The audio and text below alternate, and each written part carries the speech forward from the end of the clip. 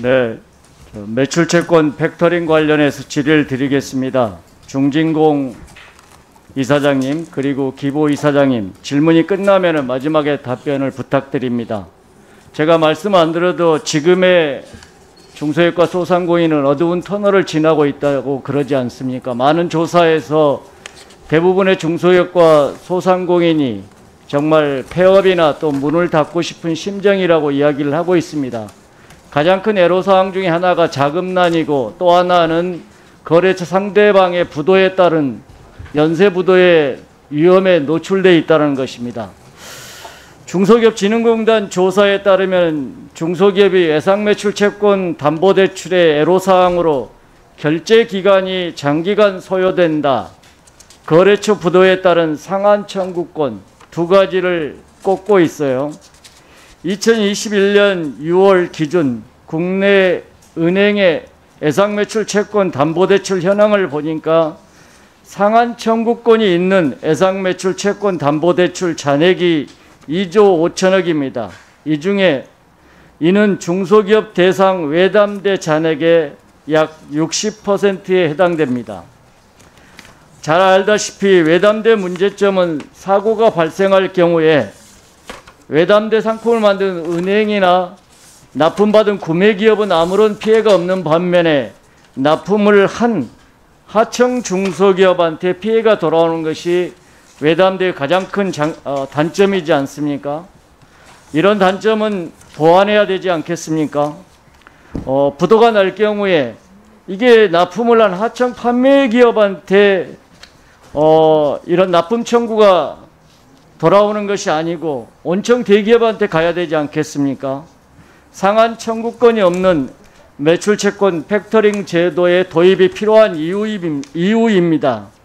이 제도를 도입할 경우에 예상매출채권의 담보대출과 달리 구매기업이 부도가 날 때에도 판매기업의 상한 책임이 없어서 연쇄도산을 막을 수가 있고 지금 같은 코로나 상황에서도 연쇄도산의 위험으로부터 벗어날 수 있는 그런 요인이 되기 때문입니다. 또한 두 번째로는 구매기업의 신용으로 판매 대금을 조기에 현금화할 수가 있어서 자금 유동성이 높다는 것입니다. 또 우량채권 가지고도 지급 문제로 인한 흑자 도산도 막을 수가 있겠죠. 미국, 영국, 해외 선진국은 이미 이러한 팩터링 제도가 일반화되어 있습니다. 우리나라도 이제 막 도입 단계에 있고요. 이러한 상한 청구권 없는 매출채권 팩터링 제도 도입을 우리가 지금은 신속하게 좀 도입을 검토할 때가 아닌가 생각합니다. 다행스럽게도 작년 4월 달에 우리 금융위원회에서 이 혁신금융 서비스의 하나로 상한 청구권 없는 팩터링 제도를 검토하고 신용보증기금을 통해서 작년에 아마 400억 규모로 시범 서비스 사업을 실시 중에 있어요. 저 또한 이를 좀 제도에 반영할 필요가 있겠다 해서 신용보증기금법을 발의한 바가 있습니다.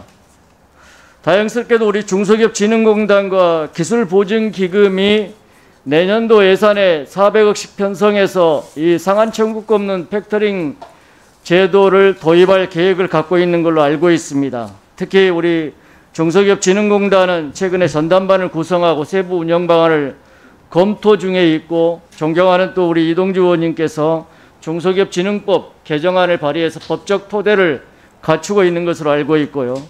기보 또한 그 금융위원회 규제 특례를 통해서 내년도에 서비스 출시를 예정하고 있는 걸로 알고 있습니다. 다만 법 상황에 이 기보의 이러한 내용들을 출시할 수 있는 내용들을 좀 공고히 할 필요가 있다고 보여져요.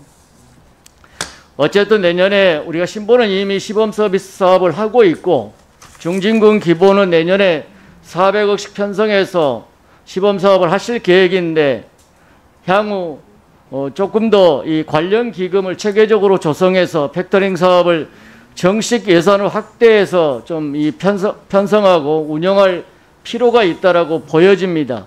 팩터링 사업 이 부분에 대해서 어떻게 생각하시는지 중진공 이사장님과 기보 이사장님 한 말씀 부탁드립니다. 네, 감사합니다. 지금 말씀 주신 것처럼 저희 지난 9월 한 달 전부터 전담반을 구성해서 저희 매출채권 팩터링 사업을 지금 진행 중에 있고요. 내년 3월에 차질 없이 시작할 수 있도록 준비를 하도록 하겠습니다. 필요성에 대한 인식에 대해서 같이 전적으로 동감을 하고요. 내년도 예산이 좀 부족한 부분이 일부 있습니다만은 시범사업 형태로 일단 시작을 하고, 또 의원님 지적하신 것처럼 상환 청구권이 없는 상태에서 저희들이 이제 일단 시작을 해보는데, 하여튼 그 예산 확대를 위해서 계속 정부 측하고 협의를 하겠고, 또 의원님께서도 많은 관심을 좀 부탁드립니다. 저희들 주요 이제 그 세부 내용을 보면은 프로세스에서 최대한 고객들의 편의성을 좀 높이고자 하고요. 또 기업 평가를 연계해서 신속하게 지원한다든지, 또 전용망을 구축한다든지 해서 불편함이 없도록 해서 차질 없이 내년 3월부터 준비토록 할 예정입니다. 예, 기본이사장 답변드리겠습니다. 상한 청구권 없는 매치 팩터링이 필요하다는 의원님 의견에 전적으로 공감을 하고요. 의원님 아시는 바와 같이 내년도 6월부터 저희도 시범사업 실시를 할 계획입니다. 내후년부터는 가급적이면 내년도의 시범사업 결과를 토대로 본격적으로 사업 확대를 검토를 하겠습니다. 저희도 지금 이미 TF가 내부적으로 구성이 돼 있고 법적인 기반 공공히 하는 노력도 전개해 나가겠습니다. 이상입니다.